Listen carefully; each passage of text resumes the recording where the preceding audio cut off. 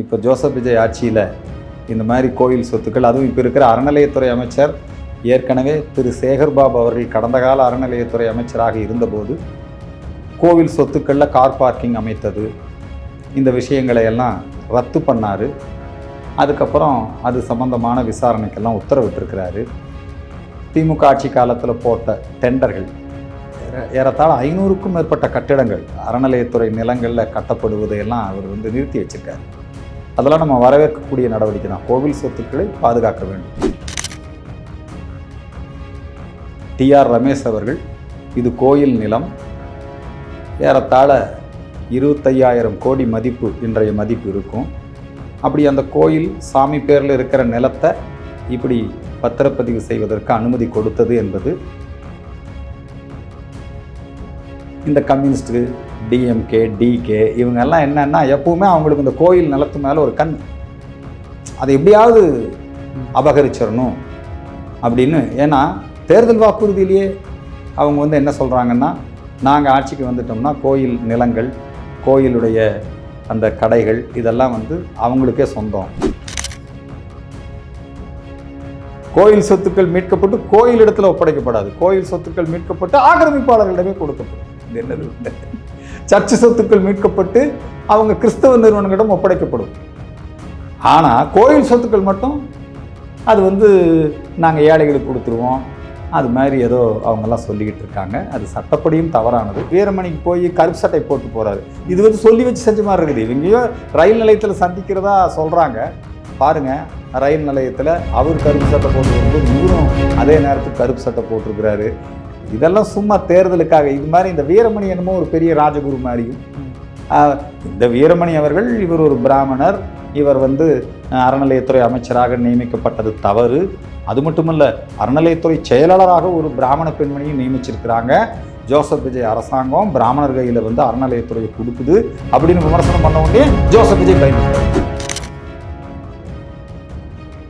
கல்வி அமைச்சர் என்ன சொல்கிறாருன்னா, மாண்புமிகு அமைச்சர் ராஜ்மோகன் நினைக்கிறேன், அவர் என்ன சொல்கிறாருன்னா, நீங்கள் கயிறு கட்டிட்டு வரக்கூடாது ஆச்சுங்களா. பள்ளிக்கூடத்தில் விஜய் படத்துக்கு பாட்டு போட்டு ஆடலாம், விஜய் பிறந்த நாளுக்கு பள்ளிக்கூடத்தில் போய் எல்லாம் பண்ணலாம். அவங்களுடைய செயல்பாடுகளின் அடிப்படையில் எங்களுக்கு மிகப்பெரிய மகிழ்ச்சி. எங்கள் அப்பாவை காணோன்னு கேட்டார் பார்த்தீங்களா, அது எங்களுக்கு பெரிய மகிழ்ச்சி. பார்ட்டி ஃபண்ட் அப்படின்னாங்க, உடனே அவங்க சட்டசபையை விட்டு வெளியே ஓடுனாங்க. அதை இவர் கேட்டார், பீரோக்குள்ளே வச்சு பூட்டிட்டாங்களா அப்பாவை கேட்டார். அதெல்லாம் வரவேற்கத்தக்க பேச்சு தான். திமுக காரன் பண்ண கொடுமை கொஞ்சம் நெஞ்ச கொடுமை. சரி, இன்னைக்கு திருமாவளவன் பேசும்போது கூட விசிகாவோட மெயின் அஜெண்டாவே சனாதனத்தை ஒழிக்கிறதான்றாரு. இன்னுமே சொல்லிட்டு தான் சார் இருக்கிறாரு. சொல்லிட்டு தான் இருக்கிறாங்க. சனாதனத்தை ஒழிப்பேன்னு சொல்லக்கூடியவங்க தான் ஒழிஞ்சு போவாங்களே ஒழிய.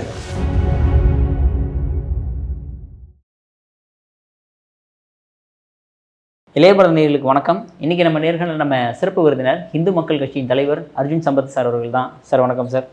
இளைய பாரதம் நேயர்களுக்கு வணக்கம், வாழ்த்துக்கள். Okay sir. சார், நேரத்துலேருந்தே ஒரு மிகப்பெரிய ஒரு பிரச்சனை போயிட்டுருக்கு. ஏன் விஜய் அவர்கள் கரூர் போனதுலேருந்தே அந்த கரூரில் கோயில் சம்பந்தமான நிலங்கள் மக்களுக்கு பட்டா போட்டு கொடுத்துட்டாங்க அப்படின்ற மாதிரி ஒரு விஷயங்கள் பேசப்படுது சார். என்ன விஷயம் சார் அதில்? கரூர் பகுதியில், இன்னும் தமிழ்நாட்டில் வேறு சில பகுதிகளில் அந்த காலத்தில் கோயில்களில் பணிபுரிபவர்களுக்கு இனாமாக விஜயநகர பேரரசு காலம், அதைத் தொடர்ந்து பிரிட்டிஷ் ஆட்சியர் காலம், அந்த காலத்திலெல்லாம் கோயில் மானியம், அது கோயிலுக்காக விட்ட நிலங்கள் அல்ல, கோயிலில் பணியாற்றுகின்ற அவர்களுக்கான விடப்பட்ட அந்த நிலங்கள், இனாம் நிலங்கள். இந்த நிலங்களை எல்லாம் 1960 அப்போவே முறைப்படுத்தி அந்த நிலங்களில் அவங்களே பயனாளிகளாக இருக்கலாம் அப்படின்னு சொல்லி அவங்களுக்கு ராயத்துவாரி பட்டா அப்படிங்கிற அந்த பட்டா வழங்கப்பட்டது. அதை திமுக அரசாங்கத்தினுடைய ஆட்சி காலத்தில் அவங்க 1960 இன்னைய வரைக்கும் ஏறத்தாழ ஒரு 3000 குடும்பங்கள் அதில் சம்மந்தப்பட்டிருக்குன்னு நினைக்கிறேன். அவங்க அதில் வீடுகள், வியாபார நிறுவனங்கள், விவசாயம் இதெல்லாம் பண்ணி இருக்காங்க. இப்போ அவங்களுக்கு பத்திரப்பதிவு செய்வதற்கு, ஏன்னா திராவிட மாடல் ஆட்சியில் ஒரு இது கொண்டு வந்துட்டாங்க, அதையும் கோயில் நிலையத்தில் வகைப்படுத்தி கொண்டு வந்ததுனால பத்திரப்பதிவுங்கிறது அவங்களுக்கு சிரமமாக இருந்தது. அதனால் அவங்களுக்கு பத்திரப்பதிவு பண்ணி பட்டா கொடுக்கக்கூடிய முடிவு, இது சம்பந்தமான பல வழக்குகள் நடைபெற்று கொண்டிருக்கிறது. அந்த கோயில் இனாம் நிலங்களில் இருப்போருக்கு பட்டா மறுக்கப்பட்டது தொடர்பாகவும் பத்திரப்பதிவு நிறுத்தி வைக்கப்பட்டது தொடர்பாகவும் அந்த பகுதி மக்கள் பல நேரங்களில் விவசாயிகள் அவங்கெல்லாம் வந்து எங்களை எல்லாம் சந்திச்சிருக்காங்க. இது கோயில் நிலம் அல்ல, சுவாமி பேரில் இருந்த இடம் அல்ல, இது வந்து பணியாற்றுபவர்களுக்காக அந்த காலத்தில் வழங்கப்பட்ட ஒரு இனாம் நிலங்கள் அப்படின்னெல்லாம் சொல்லியிருக்காங்க. அதனால் இது சம்மந்தமாக இன்னும் அரசாங்கம் கொஞ்சம் தெளிவான விளக்கத்தை கொடுத்தா பரவாயில்ல. இது சம்மந்தப்பட்டவங்களும் இதுக்கான தெளிவுபடுத்தணும். நம்முடைய ஆலய வழிபடுவோர் சங்கம் டிஆர் ரமேஷ் அவர்கள், இது கோயில் நிலம், ஏறத்தாழ 25,000 கோடி மதிப்பு, இன்றைய மதிப்பு இருக்கும். அப்படி அந்த கோயில் சாமி பேரில் இருக்கிற நிலத்தை இப்படி பத்திரப்பதிவு செய்வதற்கு அனுமதி கொடுத்தது என்பது அது கோவில் சொத்து அப்படிங்கிற மாதிரி அவர் வந்து இது சம்பந்தமாக ஆழ்ந்த அறிவும் நிறைய காரியங்களும் செய்து கொண்டிருப்பவர். அவர் வந்து இதை பற்றி கண்டனம் தெரிவிச்சிருக்காரு. நம்முடைய இந்து தமிழர் கட்சி ராம ரவிக்குமார், பிஜேபியினுடைய மாநில தலைவர் திரு நயினார் நாகேந்திரன்ஜி, இவங்கெல்லாம் இது சம்மந்தமான ஒரு எப்பவுமே இப்போ ஜோசப் விஜய் ஆட்சியில் இந்த மாதிரி கோயில் சொத்துக்கள், அதுவும் இப்போ இருக்கிற அறநிலையத்துறை அமைச்சர் ஏற்கனவே திரு சேகர்பாபு அவர்கள் கடந்த கால அறநிலையத்துறை அமைச்சராக இருந்தபோது கோவில் சொத்துக்களில் கார் பார்க்கிங் அமைத்தது, இந்த விஷயங்களை எல்லாம் ரத்து பண்ணார். அதுக்கப்புறம் அது சம்பந்தமான விசாரணைக்கெல்லாம் உத்தரவிட்டிருக்கிறாரு. திமுக ஆட்சி காலத்தில் போட்ட டெண்டர்கள் ஏறத்தாழ 500க்கும் மேற்பட்ட கட்டிடங்கள் அறநிலையத்துறை நிலங்களில் கட்டப்படுவதையெல்லாம் அவர் வந்து நிறுத்தி வச்சிருக்காரு. அதெல்லாம் நம்ம வரவேற்கக்கூடிய நடவடிக்கை தான். கோவில் சொத்துக்களை பாதுகாக்க வேண்டும். கோவில் சொத்து சாமி பேரில் இருந்தால் அது வந்து யாரும் பட்டா பெயர் மாறுதல் செய்ய முடியாது. இதை ஏடிஎம்கே ஆட்சி காலத்துலேயும் இந்த பிரச்சனை வந்தது. ஆக்கிரமிப்பாளர்களுக்கே பட்டா செய்து கொடுத்து விட வேண்டும். திமுக ஆட்சியிலையும் அதுக்கு முன்னால் தேர்தல் நேரத்தில் குறிப்பாக கம்யூனிஸ்ட் கட்சிகள் இவங்கெல்லாம் அந்த காலத்திலிருந்தே இந்த கோரிக்கையை வைத்து கொண்டே இருக்கிறார்கள். இதில் வந்து நாம் அது கோயில் நிலமாக இருந்தால், அப்படி அது வந்து கோயில் சாமி பேரில் இருந்து அதை வந்து மாற்றி ராயத்துவாரி பட்டா வழங்கப்பட்டிருந்தால் அது வந்து நம்ம கட்டாயம், சாமி பேரில் பட்டா இருந்தால் அது சாமிக்கு தான் ஆச்சுங்களா. அதெல்லாம் வந்து இன்னும் கூட தெளிவான விவரங்கள் கிடைக்கப்பெற்றவுடன் தான் நாம் வந்து இதில் வந்து கருத்து சொல்ல முடியும். இது சம்பந்தமாக நாம் வந்து இன்னும் ஓரிரு நாளில் தெளிவான, இப்போ வந்து நிர்மல்குமார் அவர்கள் அவர் என்ன சொல்லியிருக்காருன்னா, இதில் வந்து 3000 குடும்பங்கள் பாதிக்கப்பட்டிருக்கு, 10,000 பேர் மக்கள் இருப்பாங்க, அவங்கெல்லாம் அங்கேயே இருக்கிறவங்க 1960 அவங்களுக்கு நாம் பட்டா கொடுக்கறது ஒன்றும் தப்பு இல்லை. நயினார் நாகேந்திரன் இது சம்மந்தமாக ஹெச் ராஜா கிட்டெல்லாம் கேட்டு தெரிஞ்சுக்கணும். ஏன்னா ஹெச் ராஜாவும் இதே மாதிரி அந்த இனாம் நிலங்களில் விவசாயம் செய்து கொண்டு இருக்கக்கூடிய அந்த குடும்பத்தை எல்லாம் சந்தித்து பேசியிருக்காரு. அதனால் இது சம்மந்தமாக இன்னும் ஓரிரு நாட்களில் தெளிவு பிறக்கும். அந்த நேரத்தில் நான் இன்னொரு முக்கியமான விஷயம் என்ன சொல்ல விரும்புகிறேன்னா, இந்த கம்யூனிஸ்ட்டு, டிஎம்கே, டிகே இவங்கெல்லாம் என்னென்னா எப்போவுமே அவங்களுக்கு இந்த கோயில் நிலத்து மேலே ஒரு கண், அதை எப்படியாவது அபகரிச்சிடணும் அப்படின்னு. ஏன்னா தேர்தல் வாக்குறுதியிலேயே அவங்க வந்து என்ன சொல்கிறாங்கன்னா, நாங்கள் ஆட்சிக்கு வந்துட்டோம்னா கோயில் நிலங்கள், கோயிலுடைய அந்த கடைகள் இதெல்லாம் வந்து அவங்களுக்கே சொந்தம் அப்படிங்கிற நிலையை கொண்டு வந்துடுவோன்னு சொல்லி அவங்க சொல்லிக்கிட்டே இருக்கிறாங்க. ஆனால் அவங்களே இன்னொன்று என்ன சொல்லுவாங்கன்னா, நீங்கள் திமுகவுடைய தேர்தல் அறிக்கையிலேயே பார்க்கலாம், வக்பு சொத்துக்கள் மீட்கப்பட்டு வக்பு வாரியத்திடம் ஒப்படைக்கப்படும். என்னங்க, கோயில் சொத்துக்கள் மீட்கப்பட்டு கோயில் இடத்துல ஒப்படைக்கப்படாது, கோயில் சொத்துக்கள் மீட்கப்பட்டு ஆக்கிரமிப்பாளர்களிடமே கொடுக்கப்படும். இது என்னது? சர்ச்சு சொத்துக்கள் மீட்கப்பட்டு அவங்க கிறிஸ்தவ நிறுவனங்களிடம் ஒப்படைக்கப்படும். ஆனால் கோயில் சொத்துக்கள் மட்டும் அது வந்து நாங்கள் ஏழைகளுக்கு கொடுத்துருவோம், அது மாதிரி ஏதோ அவங்கெல்லாம் சொல்லிக்கிட்டு இருக்காங்க. அது சட்டப்படியும் தவறானது. அனைத்து இந்திய அண்ணா திராவிட முன்னேற்றக் கழக ஆட்சி காலத்தில் இப்படியான ஒரு உத்தரவு வந்த பொழுது அதுக்கு நாங்கள் நீதிமன்றத்தில் சென்று தடை உத்தரவும் வாங்கியிருக்கிறோம். வழக்குகள் நடைபெற்று கொண்டிருக்கிறது. இது சம்பந்தமான மேல் விவரங்கள் கிடைக்க பெறுகிற பொழுது இன்னும் அது பற்றி நாம் நிச்சயமாக நாம் வந்து அரசாங்கம் ஆலய நிர்வாகத்தில் ஆலய சொத்துக்களில் தலையிடக்கூடாது. அதுக்குன்னு ஒரு அறவோர் வாரியம் அது நியமிக்கப்பட வேண்டும், அது வந்து உருவாக்கப்பட வேண்டும். அந்த கோயில் சொத்துக்கள் கோயிலுக்கே பயன்படுத்தப்பட வேண்டும். அந்த நிலைப்பாடு தெளிவானது. இன்னும் இந்துக்கள் மத்தியில் இது சம்பந்தமான விழிப்புணர்வு நிறைய வர வேண்டியிருக்கிறது. Okay sir. சார் நீங்கள் சொன்ன மாதிரி அப்படி ரமேஷ் அவர்கள் பல விஷயங்கள் நல்லது செஞ்சாலுமே கூட அவர் வந்து பெரியார் இதை வந்து பின்பற்றவராக இருக்கிறாரு. ஒரு வாரத்துக்கு முன்னாடி கூட அதெல்லாம் அரசியலுக்காக போடுற நாடகம்ங்க. வீரமணி அவர்களை போய் பார்க்கும்போது வீரமணிக்கு போய் கருப்பு சட்டை போட்டு போறாரு. இது வந்து சொல்லி வச்சு செஞ்ச மாதிரி இருக்குது. இவங்கயோ ரயில் நிலையத்தில் சந்திக்கிறதா சொல்றாங்க. பாருங்க, ரயில் நிலையத்தில் அவர் கருப்பு சட்டை போட்டு வரும்போது இவரும் அதே நேரத்துக்கு கருப்பு சட்டை போட்டிருக்கிறாரு. இதெல்லாம் சும்மா தேர்தலுக்காக. இது மாதிரி இந்த வீரமணி என்னமோ ஒரு பெரிய ராஜகுரு மாதிரியும், இந்த வீரமணி அவர்கள் இவர் ஒரு பிராமணர், இவர் வந்து அறநிலையத்துறை அமைச்சராக நியமிக்கப்பட்டது தவறு. அது மட்டுமல்ல, அறநிலையத்துறை செயலாளராக ஒரு பிராமண பெண்மணியும் நியமிச்சிருக்கிறாங்க. ஜோசப் விஜய் அரசாங்கம் பிராமணர் கையில் வந்து அறநிலையத்துறையை கொடுக்குது அப்படின்னு விமர்சனம் பண்ண உடனே ஜோசப் விஜய் பயந்துக்கிட்டார். உடனே அந்த பெண்மணி அவங்கள வந்து அந்த வேறு பதவிக்கு மாற்றிட்டாங்க. ஆக இந்த இன்னும் இந்த திமுக ஆட்சிக்கு வந்தாலும் சரி, அதிமுக ஆட்சிக்கு வந்தாலும் சரி, ஏதோ வீரமணி ஏதோ ஒரு அதிகார மையம் போல் இருக்குது. சிவராத்திரி விழா சத்குரு ஜக்கி வாசுதேவ் அவர்களால் அது இந்த உலகத்தினுடைய ஒரு மிகப்பெரிய விழாவாக நடைபெற்று கொண்டிருக்கிறது. திமுக காரனுக்கு எப்பவுமே அதில் திமுக இருக்கிற ஒரு சிலர் இருக்குது, இந்த திமுகவை பயன்படுத்திக்கிறாங்க. இந்த ஜக்கி வாசுதேவ் எதிர்ப்பாளர்கள் அவங்க என்ன பண்ணுறாங்க, நாங்கள் அறநிலையத்துறை கோயிலேயே சிவராத்திரி விழா நடத்துகிறோம். அது சேகர் பாபுக்கு அப்படி ஒரு ஐடியா கொடுத்த உடனே அவர் துர்காமாவை வச்சு நாங்கள் வந்து சிவராத்திரி விழாவை நடத்த போகிறோன்னாரு. உடனே வீரமணி அதுக்கு எதிர்ப்பு. இதெல்லாம் நீ வந்து பண்ணக்கூடாது, அறநிலையத்துறை அமைச்சர் நிர்வாகம் மட்டும்தான் பார்க்கணும், சிவராத்திரி விழா நடத்துறது உங்கள் வேலை இல்லைன்னு. அப்புறம் இவர் வீரமணியை போய் சந்தித்ததுக்கப்புறம், அவர் வீரமணியை போய் சமாதானப்படுத்திட்டு வந்ததுக்கப்புறம் அப்புறம் சிவராத்திரி விழாவை இவங்க நடத்துகிறாங்க. அதே மாதிரி தான் இப்போ வந்திருக்கிறாரு நம்ம அமைச்சர் ரமேஷ்ஜி. அவர் என்ன பண்ணுறாரு, உடனே வந்து வீரமணி ஐயாவை பார்க்க போகும்போது கருப்பு சட்டை, முதலமைச்சரை பார்க்க போகும்போது மேரி மாதா சிலை இல்லையா? எதுக்காக இந்த நாடகம்? ஒரு அறநிலையத்துறை அமைச்சர், இளைஞர், புதியவர், நல்ல வாய்ப்பு கொடுத்துருக்குறாங்க. திரு ஜோசப் விஜய் அவர்கள் உங்களை வந்து அவங்க ஜாதி பார்த்து நியமிக்கலை. அறநிலையத்துறையில் நீங்களும் வந்ததுக்கப்புறம் பல நல்ல நடவடிக்கைகளை எடுத்துக்கொண்டு வருகிறீர்கள். ஆனால் நீங்கள் எதுவோ நாங்கள் வந்து ஈவேராவை கொள்கை தலைவராக ஏற்றுக்கிட்டோன்னு, அதுக்கும் ஜோசப் விஜய்க்கு இருக்கிற குழப்பம் இவருக்கும் இருக்குது. யாருக்குங்க? கொள்கை தலைவராக ஈவேராவை ஏற்றுக்கிட்டு ஜோசப் விஜய் அவர் மூகாம்பிகை கோயிலுக்கு போய் கயிறு கட்டுறாரு. இங்கே இருக்கிற நம்முடைய கல்வி அமைச்சர் என்ன சொல்கிறாருன்னா, மாண்புமிகு அமைச்சர் ராஜ்மோகன் நினைக்கிறேன், அவர் என்ன சொல்கிறாருன்னா, நீங்கள் கயிறு கட்டிட்டு வரக்கூடாதுங்கிறார். ஆச்சுங்களா?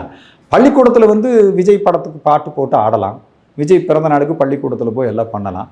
உடனே அது மேலே இப்போ ஏதோ நடவடிக்கை எடுத்திருக்கிறதா சொல்லியிருக்காங்க. 2-3 விஷயங்கள் வந்து சுட்டி காட்டினோன்னு திருத்துறாங்க. சட்டசபை நிகழ்ச்சிகள் முழுமையாக ஒளிபரப்பப்படவில்லை அப்படின்னு. இல்லை ராஜ்மோகன் என்ன சொன்னார், இல்லை முழுமையாக ஒளிபரப்பப்படும் அப்படின்னு சொன்னாங்க.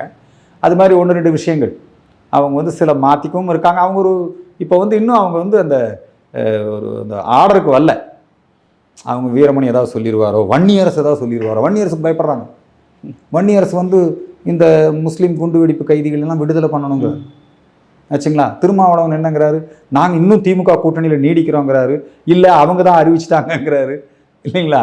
தாவேக்காவும் திமுகவும் நேரடியாக அங்கே பிஜேபி எதிர்க்கிறதுக்காக அங்கே டெல்லியில் ஒரே அணியாக இருந்து செயல்படணுங்கிறாங்க. இப்படி பல்வேறு விஷயங்கள் இருக்குது. இத்தனைக்கு மத்தியில் ஜோசப் விஜய் சர்க்கார் நடந்து கொண்டு இருக்கிறது, விஜய் சர்க்கார் நடந்து கொண்டு இருக்கிறது. முடிஞ்ச அளவுக்கு வந்து ஒரு ஊழலற்ற நிர்வாகத்தை கொடுக்க வேண்டும் என்கிற முயற்சியை எடுத்திருக்கிறார்கள். அந்த முயற்சி பாராட்டத்தக்கது, வரவேற்கத்தக்கது. நாங்கள் வந்து அவங்களுடைய செயல்பாடுகளின் அடிப்படையில் எங்களுக்கு வந்து மிகப்பெரிய மகிழ்ச்சி. எங்கள் அப்பாவை காணோன்னு கேட்டார் பார்த்தீங்களா, அது எங்களுக்கு பெரிய மகிழ்ச்சி.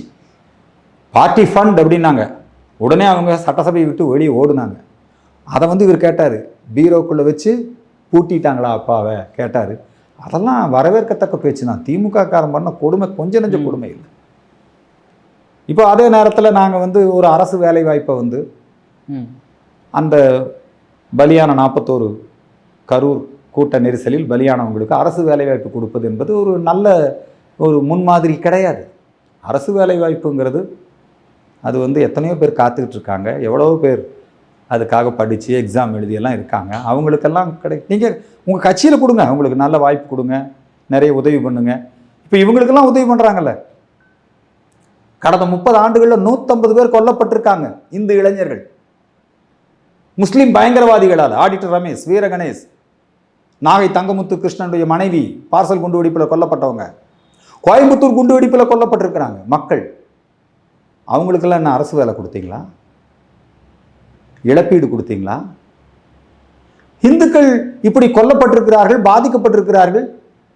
இந்த நாட்டில் எந்த அரசியல் கட்சியும் அதை பற்றி கேட்கல. குண்டுவெடிப்பு கைதிகளை விடுதலை பண்ணணுமா, அதுக்கு எல்லாரும் குரல் கொடுக்குறாங்க. கரூர் கூட்ட நெரிசலில் இறந்தவங்க, கள்ளச்சாராய மரணத்தில் இறந்தவங்க, அவங்களுக்கெல்லாம் அரசு பணத்தை கொடுக்கலாம், அரசு வேலை வாய்ப்பு கொடுக்கலாம். நாங்கள் இந்துக்கள் நாங்கள் என்ன பாவம் செஞ்சோம்? எங்கள் வீரகணேஷ், எங்களுடைய சிவகுமார், எங்களுடைய ராஜகோபாலன் இந்து சமுதாயத்துக்காக போராடி பயங்கரவாதிகளால் படுகொலை செய்யப்பட்டவர்கள், அவங்களுக்கெல்லாம் என்ன இழப்பீடு கொடுத்தீங்க? அந்த குடும்பத்துக்கெல்லாம் எங்க அரசு வேலை வாய்ப்பு கொடுத்தீங்க? இந்த கேள்வியெல்லாம் எங்களுக்கு இயல்பாக எழுது இல்லையா?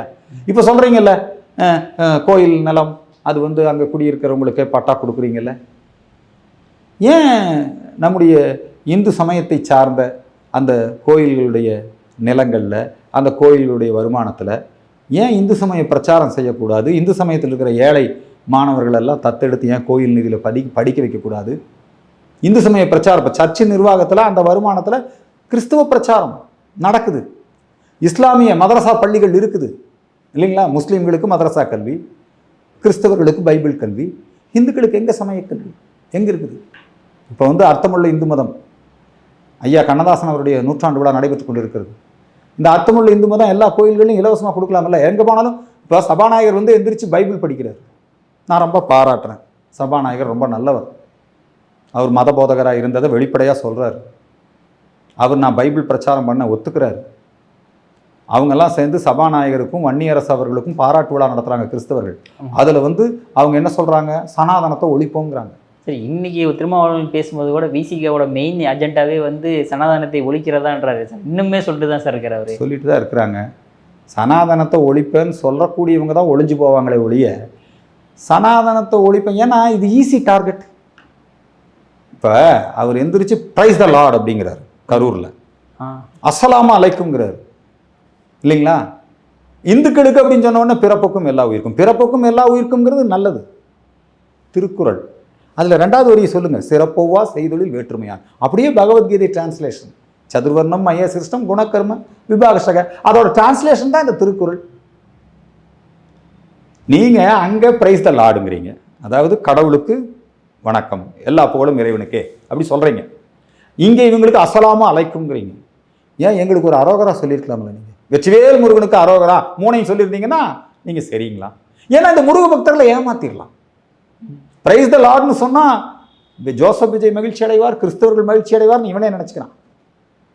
அஸ்ஸலாமு அலைக்கும்னு சொல்லிட்டா முஸ்லீம் லீக் மகிழ்ச்சி அடையும், முஸ்லீம்கள் ஓட்டு போட்டுருவாங்கன்னு அவனே நினச்சிக்கிறான். இந்த வெற்றிவேல் முருகனுக்கு அரோகரான்னு சொன்னால் முருகர்கள் ஓட்டு போடுவாங்களான்னு தெரியல.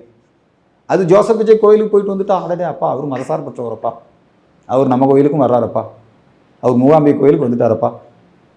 மு.க. ஸ்டாலினுக்கு தெரியும் துர்காமா கோயிலுக்கு போனால் போதும்.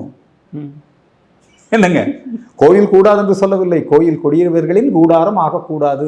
நாங்கள் கோயிலுக்கு போகிறத எதிர்க்கல, சும்மா அது பசப்பு வார்த்தைகள். ஆனால் உதயநிதி மீண்டும் சட்டசபையில் அவர் என்ன பேசுகிறார்? இப்போ எதிர்க்கட்சி தலைவராக இருக்கும்போது சனாதனத்தை ஒழிப்போங்கிறார். முதல்ல உங்கள் வீடுகளில் போய் சொல்லுங்கள் சனாதனத்தை ஒழிப்போம். திருமாவளவன் அவரே அந்த பேச்சிலேயே சொல்கிறாரு, கும்பாபிஷேகத்துக்கு கூப்பிட்டா நான் போகிறேங்கிறாரு. கும்பாபிஷேகத்துக்கு போய் நீங்கள் சனாதனத்தை ஒழிக்க போகிறீங்களா? ஏன் இப்படி மாறி மாறி பேசுகிறீங்கன்னு கேட்டால் எங்களுக்கு புரிஞ்சிக்க முடியலையா? இந்த அளவுக்கு பொலிட்டிக்கல் மெச்சூரிட்டி எங்களுக்கு இல்லை. தமிழக வெற்றி கழகமும் திமுகவும் ஒரே அணியில் பிஜேபியை எதிர்க்கிறதுக்கு ஒன்று சேரணும், அது பொலிட்டிக்கல் மெச்சூரிட்டி. அப்புறம் கும்பாபிஷேகத்துக்கு கூப்பிட்டாலும் போய்க்கணும், கோபுரங்கள் அசிங்கமான பொம்மை இருக்குதுன்னு சொல்லணும், முஸ்லீமாக மாறிட்டா ஜாதி போயிடும்னு சொல்லணும். அது தீசிஸ் பண்ணலாரு, அவர் முனைவர் பட்டம் வாங்கியிருக்காரு. ஆமாம் சார், அவர் அறிவிச்சிருக்கிறார் முஸ்லீமாக மாறினா அதுக்கு ஒருத்தர் புத்தகம் எழுதினார்.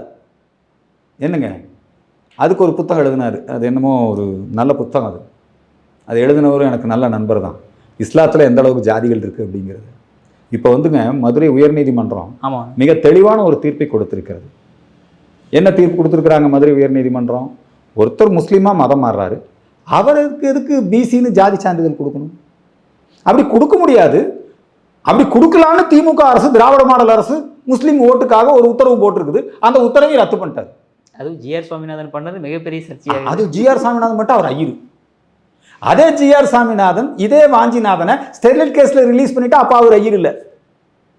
அதே ஜிஆர் சாமிநாதன் மதுரையில் ஆக்கிரமிக்கப்பட்ட சர்ச்சுக்கு ஆதரவாக தீர்ப்பு கொடுத்த போது அவர் ஐயர் இல்லை, சரிங்களா? ஆனால் அவர் வந்து திருப்பரங்குன்றத்தில் தீபம் ஏற்றணும்னு தீர்ப்பு கொடுத்துட்டு அவர் ஐயர். உடனே பிராமணர்களை வசைபாடுவது அதுக்குன்னே இருக்கிறார் பரந்தாமன் ஜட்ஜு. இல்லைங்களா? அவங்கெல்லாம் வந்து சந்துரு அவன் இவன் ஏகவசனத்தில் ஜாதி சொல்லி கேவலமாக திட்டுறான் அந்த வாஞ்சிநாத மாதிரி ஆளுலாம். 3 தீர்ப்புகள் மேலே இன்னைக்கு வந்து மேல்முறையீட்டுக்கு போகிறாங்க. ஒன்று திருப்பரங்குன்றம் தீபம் விஷயம். திராவிட மாடல் அரசு அந்த நீதிபதியினுடைய தீர்ப்பை எதிர்த்து டபுள் பெஞ்ச், அதுவும் இந்த தீர்ப்பை ஊர்ஜிதப்படுத்திடுச்சு. அதுக்கப்புறம் சுப்ரீம் கோர்ட்டுக்கு போகலை. இப்போ திராவிட மாடல் அரசு போய் இப்போ நம்ம மிஷினரி மாடல் அரசு வந்துருச்சு. இவங்க என்ன பண்ணுறாங்க, நாங்கள் போகிறோன்ட்டார் நிர்மல்குமார். 2 வருஷத்துக்கு முன்னாடி என்ன இருந்தது அதான் தொடரும். அப்புறம் இன்னொன்று, பசுமாடுகள் பொது இடங்களில் வெட்டப்படக்கூடாதுன்னு ஒரு தீர்ப்பு, அதுக்கு நாங்கள் அங்கே போகிறோம். சரி, முஸ்லீம்களுக்கு ஜாதி சான்றிதழ், இது எப்படி நீங்கள் இஸ்லாமியர்களே கொச்சைப்படுத்துகிற மாதிரி இருக்குது. இஸ்லாத்தில் ஜாதிகள் இருக்கா? கிறிஸ்தவ நாடார் பார்க்க முடியும், முஸ்லீம் நாடார் பார்க்க முடியுமா? முஸ்லீமாக மாறிட்டா எல்லாரும் ஒன்று தானே. அவங்களுக்கு என்ன ஜாதின்னு சான்றிதழ் கொடுக்குறது? அவங்களுக்கு பிசி பட்டியலில் வைக்கணும். மத அடிப்படையில் வேணால் சிறுபான்மையினர் பட்டியலில் வச்சு ஒரு சலுகை வாங்கிக்கலாம். இப்போ நம்மளதில் பிசியா இருக்காங்களே, கவுண்டரு, நாடாரு, செட்டியாரு, தேவர், இவங்கெல்லாம் பிசி பட்டியல். இந்த இடத்துல அவங்களுக்கு எதுக்கு இடம் கொடுக்கணும்? இது பாருங்க, கால்டு பிற்படுத்தப்பட்ட தலைவர்கள்லாம் பேசாமல் இருக்கிறாங்க. ஆனால் ஓட்டு வங்கி அரசியல் இந்த 3 தீர்ப்புக்கு எதிராகவும், அதுவும் இன்னும் திருப்பரங்குன்ற தீர்ப்புக்கு எதிராக எங்கள் கோயில் பணத்திலேயே இப்போ தாவேக அரசும் அது அந்த நிலைப்பாடு தான் எடுத்துருக்காங்க. தாவேக அரசு அதுலேயே அதே நிலைப்பாடு தான். நேற்று கரூரில் வந்து முதலமைச்சர் வந்து திமுகவுக்கு நல்ல பதிலடி கொடுத்தாரு, எங்களுக்கெல்லாம் மகிழ்ச்சி. அப்புறம் இன்னொன்று சொல்கிறார், ஒரே நாடு ஒரே தேர்தல், டீலிமிட்டேஷனு, இதெல்லாம் நாங்கள் எதிர்ப்போம். அப்போ நீயும் திராவிட மாடல் 2.0 மாறிட்டு இருக்கிறியே. திமுக ஆட்சி காலத்தில் என்ன நடவடிக்கை எடுக்கப்பட்டதோ அதே நடவடிக்கை தான் நானும் எடுப்பேன்னா அப்புறம் நீ எதுக்கு? அது தீய சக்தி, அதை தோக்கடிச்சிட்டீங்க, நீங்கள் வந்துட்டீங்க. அதே பாணியில் தான் நாங்களும் செயல்படுவோம்னா என்ன அர்த்தம் அது? ஆக இந்த மாதிரியான சூழ்நிலையில் இன்னைக்கு வந்து தமிழகத்தில் மதமாற்ற நடவடிக்கைகள், மத பிரச்சார நடவடிக்கைகள் அதிகரித்து கொண்டே போகிறது. ஒரு நல்ல அதிகாரியை நியமிக்கணுமா, கிறிஸ்துவ அதிகாரியை நியமிக்கிறாங்க. மதம் பார்த்து நியமனங்கள். வழக்கறிஞர்கள் நியமிக்கணுமா, லஞ்ச ஊழல் இல்லைங்கிறது ஓகே. ஆனால் கிறிஸ்டியன் மிஷினரிக்கு நெருக்கமாக இருந்தா அவங்களுக்கான வாய்ப்புகள், அது ஜோசப் விஜய்க்கு தெரிஞ்சு நடக்குதுன்னு நான் சொல்லலை. அப்பர் ஹேண்ட் எடுத்துக்கிறாங்க இவங்க. எப்படி திமுக ஆட்சியில் திகார அப்பர் ஹேண்ட் எடுத்துக்கிட்டான், கம்யூனிஸ்ட்கார அப்பர் ஹேண்ட் எடுத்துக்கிட்டாங்க, விடுதலை சிறுத்தைகள் அப்பர் ஹேண்ட் எடுத்துக்கிட்டாங்க. சனாதனத்தை ஒழிக்கிறது என்ன திமுகவோட கொள்கையா? நீங்களே சொல்லுங்க. அண்ணாதுரை எதுக்காக திமுக ஆரம்பிச்சாரு? ஈவேரா கடவுள் இல்லைன்னு சொல்றாரு, நான் ஒன்றே குலம் ஒருவனே தேவன் சொல்லி அப்படிதான் அண்ணாதுரை ஆரம்பிச்சார். ஈவேராவை எதிர்த்து, திராவிட கொள்கையை எதிர்த்து தான் அண்ணாதுரை ஆரம்பிச்சார். ஆனா இன்னைக்கு அவங்க என்ன பண்ணாங்க, அண்ணாதுரை இருக்கும்போது ஒன்றிய அரசுன்னு சொல்லலை, கருணாநிதி ஐயா இருக்கும்போது ஒன்றிய அரசுன்னு சொல்லலை, ஸ்டாலின் தேர்தல் பிரச்சாரத்து வரைக்கும் ஒன்றிய அரசுன்னு சொல்லலை. ஜெயிச்சு வந்ததுக்கு அப்புறமே திகாரன் உள்ள வந்துட்டான், கம்யூனிஸ்ட்காரன் உள்ள வந்துட்டான், ஒன்றிய அரசு. இப்போ அதில் விஜய் கொஞ்சம் குழப்பம் இருக்குது. ஒன்றிய அரசுன்னு சொல்லலாமா, இல்லை மத்திய அரசுன்னு சொல்லலாமா? இன்னும் அவங்களாம் ஒரு ஸ்டாண்ட் எடுக்கல. ஆனால் அவங்களும் அதே மாதிரி தான். பிஎம் ஸ்ரீ ஸ்கூலா வேண்டாம், நவோதயா ஸ்கூலா வேண்டாம்.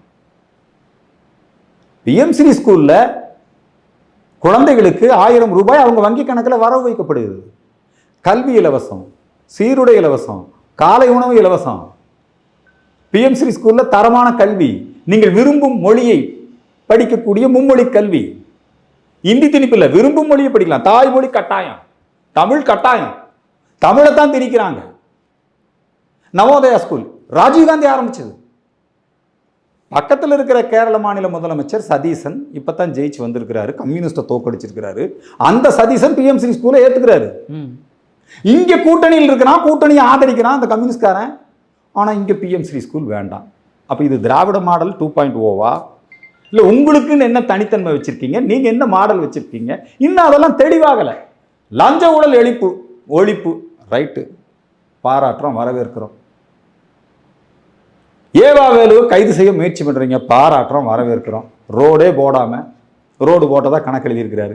அவர் கட்டின பாலம் 90 நாள்ல மழை வெள்ளத்தில் அடிச்சுட்டு போனதை நம்ம எல்லாம் நேரில் பார்த்துருக்குறோம்.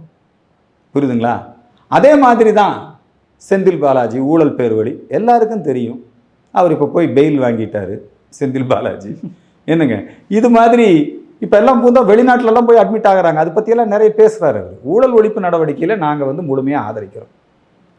ஆனால் அதே நேரத்தில் நீங்கள் அதே திராவிட மாடல் மாதிரியே நீங்களும் செயல்படுவதனால என்ன பயன்? அதாவது இன்னொரு விஷயத்த அவர் இன்னும் தெளிவுபடுத்தினார். நான் நித்தி ஆயோக் கூட்டத்தில் கலந்துக்கிட்டு நாங்கள் மத்திய அரசாங்கத்தோட மோதல் போக்க கடைபிடிக்க மாட்டோம்னு சொன்னார். அது வரவேற்கத்தக்கது தான். மத்திய அரசு அரசியல் ரீதியாக உங்களோட மாறுபட்டு இருந்தாலும் அரசு ரீதியாக உங்களோட முழுமையான ஒத்துழைப்பு கொடுக்குது. அதை வச்சுட்டு தமிழ்நாடு வளர்ச்சி அடைவதற்கு என்னன்னு பார்க்கணும்.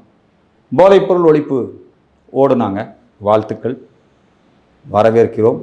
இந்த போதைப் பொருள்னால பாதிப்பு இருக்குது, மனித குலத்துக்கே பாதிப்பு போதைப்பொருள். ஆனால் எந்த போதையினால? இங்கே டாஸ்மாக் போதையினால தான் மிகப்பெரிய பாதிப்பு. இந்த சிந்தட்டிக் ட்ரக்ஸ் இருக்கு இல்லைங்களா, அது பயன்படுத்தக்கூடியவங்க மாணவர்கள், இளைஞர்கள், அது ஒரு குரூப் இருக்கிறாங்க. அதை திருத்தணும், மாற்றணும், கரெக்டு தான். இந்த சிந்தட்டிக் ட்ரக்ஸை ஒழிக்கிற மாதிரியே சாராயத்தை ஒழிங்க. சாராய போதையினால தானே உங்களுக்கு வந்து ஆக்சிடென்ட் நடக்குது, சாராய போதையினால தானே சட்டம் ஒழுங்கு சீர்குலையுது. கேட்டா கடைகளின் எண்ணிக்கை குறையுது. கடைகளின் எண்ணிக்கை குறைஞ்சிருக்குது, குடிப்பவர்களின் எண்ணிக்கை குறைஞ்சிருக்குதா? நான் கேட்குறேன், இந்த சாராய கடை நடத்துறதுனால தமிழக அரசுக்கு என்ன லாபம், தாவேகாவுக்கு என்ன லாபம்?